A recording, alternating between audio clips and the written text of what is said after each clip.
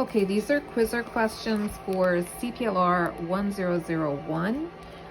If you haven't watched the overview, you're going to want to watch it. If you watch the overview, you will get these questions right.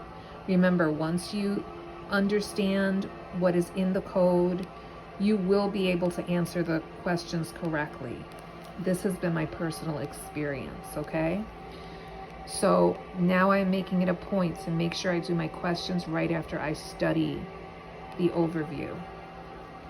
In determining whether to permit an action to proceed without the joinder of a necessary party, the court should consider A, whether the plaintiff has an effective remedy in case the action is dismissed on account of the non-joinder, B, whether an effective judgment may be rendered in the absence of a person who is not joined, C, whether jurisdiction may be obtained over the necessary party by substituted service, D, the effect on court calendar congestion of permitting the action to proceed.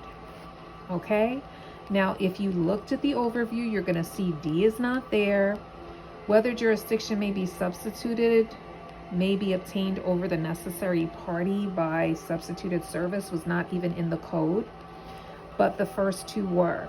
Whether the plaintiff has an effective remedy in case the action is dismissed on account of the non-joinder, and B, whether an effective judgment may be rendered in the absence of a person who is not joined.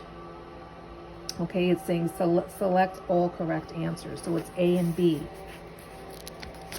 Let's look at what the quizzer has to say.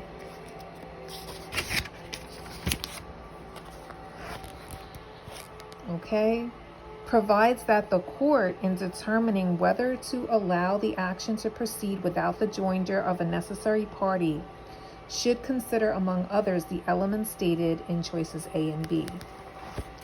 Okay, we're going to go back because I missed the first question. Okay, if a person who should be a plaintiff refuses to join an action, A, he may be made a defendant if the court can exercise personal jurisdiction over him. B, the court must dismiss the action. C, a guardian at law must be appointed by the court to protect the person's interests. And D, none of the above. And the answer is A. He may be made a defendant if the court can exercise personal jurisdiction over him.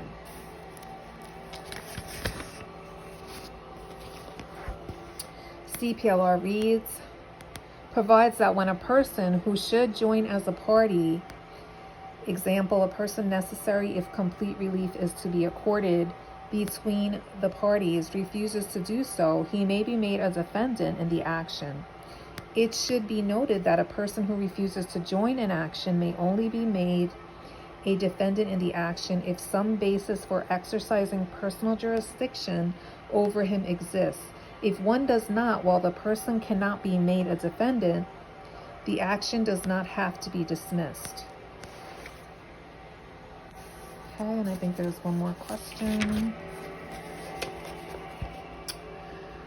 Okay, and the final question, select the correct statement. A, an action may continue without joinder of all necessary parties. B, when jurisdiction cannot be obtained over a necessary party except by his consent or appearance, the court, in the interest of justice, may allow the action to proceed without joinder of the necessary party. C, when a person who should be a plaintiff refuses to join the action, he may be made a third-party plaintiff. D, the difference between permissive joinder and necessary joinder is that permissive joinder refers to the situation where parties may be joined in an action only when they consent, and necessary joinder refers only to situations where parties can be forced to join.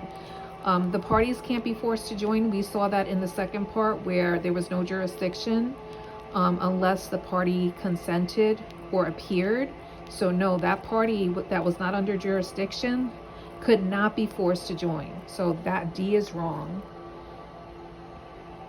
Okay, an action may not continue without joinder of all necessary parties. That's not true because B is correct. when it says when jurisdiction cannot be obtained over a necessary party except by his consent or appearance, there it is, the court, here it is, in the interest of justice, may allow the action to proceed without joinder of the necessary party. So since B is right, A has to be wrong, because it's saying that, you know, all necessary parties have to be there in order for the case to proceed, and B is the correct answer. So A is, that makes A wrong. And then C isn't even the code. They're not even talking about the third party. So B is the correct answer. See what the quizzer says. CPLR 1001 provides that an action may continue with without joinder of a necessary party in the court's discretion when justice requires and jurisdiction cannot be obtained. Okay, so again, if the party, that joinder that they're trying to get the party to join, if they're not under jurisdiction and they don't consent and they don't appear, then the case may still proceed forward.